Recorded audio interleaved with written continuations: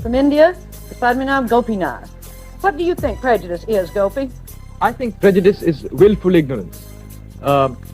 It is dictated only by emotion, and the fear and suspicion it creates has caused more bloodshed than anything else I can think of. And as all great people, I always seem to think that they're English, and aren't I lucky to be an English person because it's so nice? Well, that's extremely interesting because I've noticed that most Englishmen think that history began with the signing of the Magna Carta.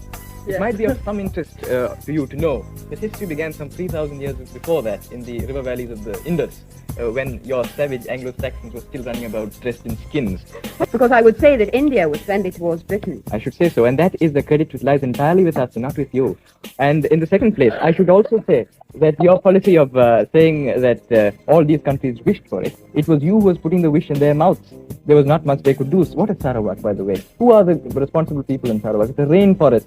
Anyway, the British come there and say, after all, Sarawak wants nothing. The rainforest never speaks anyway. And then you get your, you give them a democratic way of life in due course of time. You are not giving those people a democratic way of life because you feel they ought to give it. This is just camouflage retreat from a position you know is no longer tenable. Sarah, the amount of wealth you took out of India, that is nothing compared to what you did for us. You took tremendous amount of wealth. You built up the whole British kingdom from India.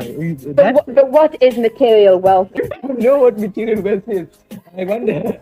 Do you realize that without material wealth, your great empire would not have lasted a single moment? And do you also realize that it was because of our wealth, with our crops, our cotton, our jute, which has helped to make you a great empire? And in return for this, you offer us a vaguely nebulous democratic way of life, which you would have come to anyway. In my country, I think we had the ideals of democracy long before they were ever thought of in your little island.